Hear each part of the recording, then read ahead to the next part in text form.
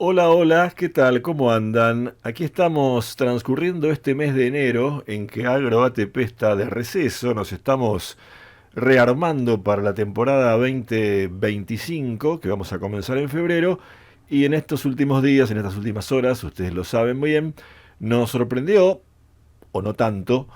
el anuncio del gobierno respecto de la baja de retenciones, los derechos de exportación que tantos dolores de cabeza hace por lo menos 20 años, quizás más, pero los últimos 20 años son los que cuentan, le traen tantos problemas al agro y al despegue de la economía agroindustrial de la Argentina. Por eso, en medio de este receso, de este rearme para la nueva temporada, de lo cual ya le voy a comentar al final de esta intervención, de este espacio, queríamos compartir con todos ustedes un comentario, una mirada de esta medida de baja de retenciones que comienza a regir teóricamente el próximo lunes, este lunes 27 de enero, y sobre la cual, sobre esta medida, tenemos estas ideas, estos análisis para compartir con ustedes y ya comienzo a hacerlo en este mismo momento. Y comienza con una pregunta. ¿A qué presión se dio el gobierno con el anuncio de baja de derechos de exportación para soja, maíz, trigo, sorgo y girasol y la quita para todas las economías regionales? Una de las preguntas. Otra pregunta. A la de los productores que hace meses vienen rogando que se le baje esta presión fiscal, a las de los gobernadores de la región centro, Córdoba, Santa Fe y Entre Ríos, quienes esta semana se juntaron en Rosario para volver a reclamarle la medida al gobierno nacional,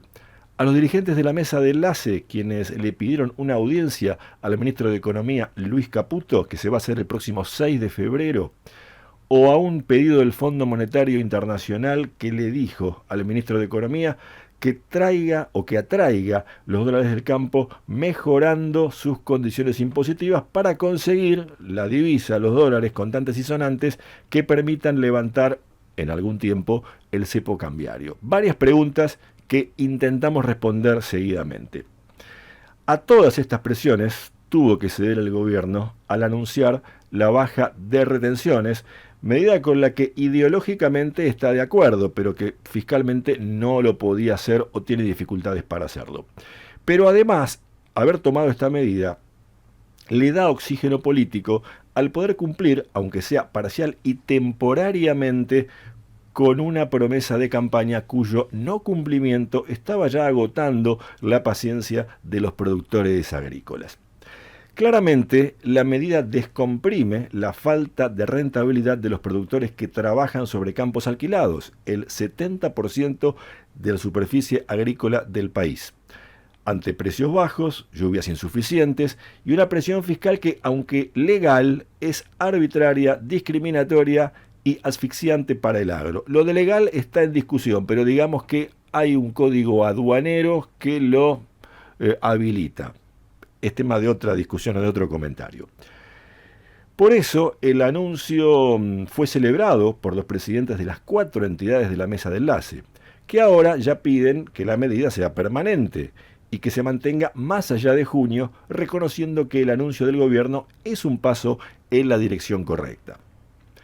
Por si sos uno de nuestros oyentes urbanos y no tenés tan claro en qué consiste esta medida, te cuento que la baja dispuesta es del 33 al 26% para las retenciones a la soja, del 12 al 9,5% para maíz, trigo y sorgo, además de la merma del 7 al 5,5% para las exportaciones de girasol. Estas reducciones de los derechos de exportación van a regir, como te decía hace un momento, según lo anunciado, por solo 5 meses, desde el próximo lunes 27 de enero hasta, teóricamente, el lunes 30 de junio de este 2025. Y vale aclarar que estos porcentajes siempre se aplican sobre el valor de venta de los granos, tanto sea que el productor gane o pierda con cada cultivo, sin considerar si llovió, se inundó, tuvo sequía y un montón de etcéteras, precios y todas estas cuestiones que hacen al riesgo empresario del productor cuando siembra. La medida, como te decía, es un alivio para el agro, pero también está diseñada para recomponer las reservas del Banco Central. Y básicamente se da porque el Fondo Monetario Internacional, cuya directora gerente es la búlgara Kristalina Georgieva, Estuvo esta funcionaria reunida con el ministro Luis Caputo en Washington el domingo pasado y no quiso darle al país los 11.000 millones de dólares para liberar el cepo que el ministro Caputo le fue a pedir. La respuesta del organismo, del FMI, a Caputo fue que primero el ministro argentino venga para el país y busque aquí, en nuestra patria, los dólares que están en el campo, antes de pedir fondos al Fondo Monetario, solo para estabilizar la flotación del tipo de cambio una vez liberado el cepo. Algo que hizo Caputo, recordemos, cuando era ministro de Finanzas, si no recuerdo mal, durante el gobierno de Mauricio Macri entre 2015 y 2019 en ese periodo. En algún tiempo Caputo pidió plata al Fondo Monetario para estabilizar o manejar el tipo de cambio y esa plata se fue. Esto que cuento sobre la conversación entre Caputo y Cristalina Georgieva me lo comentó y me lo explicó con detalle el economista cordobés Jorge Ingaramo, de gran experiencia en temas agroindustriales, cuando le consulté sobre su mirada respecto de la baja de retenciones que dispuso Javier Milei, el gobierno nacional, antes de grabar este comentario que estoy compartiendo con ustedes. Me decía Ingaramo que se estima que en la Argentina, y escuchen bien, hay 220.000 millones de dólares en manos del sector privado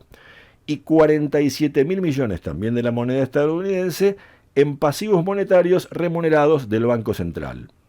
No conozco el detalle, pero se me ocurre son los LELIQs, los bonos y un montón de instrumentos financieros. Por estas razones, el equipo del fondo le dijo a Caputo que primero venga a la Argentina y que el país haga con sus propios recursos flotar el tipo de cambio con recursos propios. Y si esto no es posible o requiere la asistencia, quizás el fondo podría ayudar al país con algún aporte seguramente menor a los 11.000 millones de dólares que pidió Caputo. Esto sería bastante factible, siendo que hay una mirada amigable del fondo y de los Estados Unidos, que tiene un 15% de las acciones del organismo del FMI, y que las políticas económicas del gobierno de Javier Milei también son afines a la mirada del fondo de los Estados Unidos. Esto que nos contaba Ingaramo motivó que el ministro Caputo no fuera al Foro Económico Mundial de Davos, Suiza, acompañando al presidente argentino luego de la asunción de Donald Trump en Washington el lunes pasado, y volviera rápidamente a Buenos Aires para poner en marcha la baja de retenciones que finalmente se anunció el pasado jueves. Aunque las comparaciones siempre son odiosas, hay que decirlo, desde un punto de vista estrictamente económico, esta baja temporaria de las retenciones es visto por algunos economistas como una devaluación fiscal. Es decir, que mediante una quita temporaria de los derechos de exportación, se crean tipos de cambio diferenciales que temporariamente, sería hasta el 30 de junio, mejoran la ecuación de quienes vendan soja, maíz, trigo, sorgo, girasol y cebada. Esto de los tipos de cambio diferenciales lo vimos no hace mucho, hace poco más de un año, en 2023, cuando rigieron los dólares soja y maíz que implementó el ex ministro de Economía y ex bicandidato presidencial en 2015 y 2023, Sergio Tomás Massa. Claro que el objetivo era otro, llegar con aire a las últimas elecciones que finalmente Massa perdió. Hoy el contexto es muy distinto, con un gobierno que tiene buena química con el campo y que desde ahora comienza a cumplir, parcialmente hay que decirlo, con sus promesas de campaña para la actividad, la principal promesa que es esta, más allá de otras cuestiones que ya se hicieron a nivel comercial. Por esta similitud que puntualizamos, es que en otra sintonía bien distinta a la de la mesa de enlace,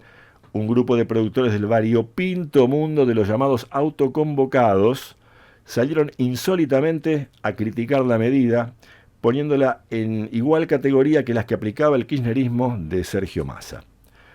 Aunque la medida puede tener gusto a poco, es cierto,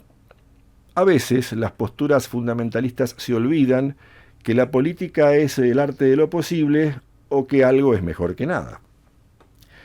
Lo posible para el gobierno en este enero de 2025 es comenzar a cumplir la mayor promesa electoral para un sector que le sigue siendo fiel como el agro, justamente en un año donde hay elecciones nuevamente, las de medio término, en octubre.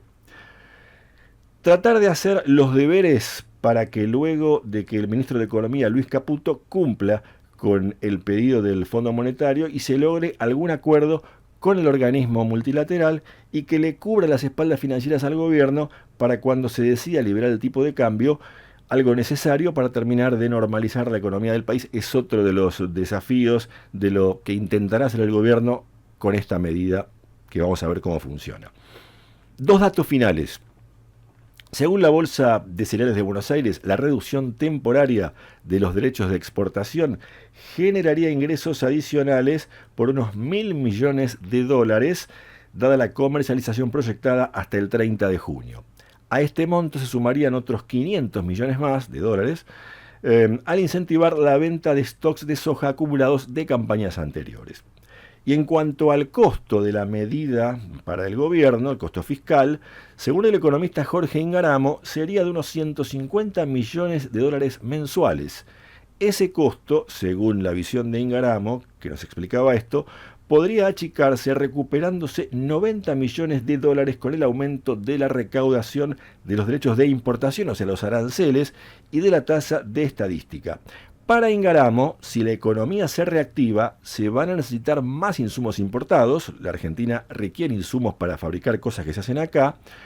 y estos insumos se pagarían con las divisas que podrá conseguir el campo en condiciones más atractivas con estas menores retenciones que se comienzan a cobrar desde esta semana entrante. Finalmente,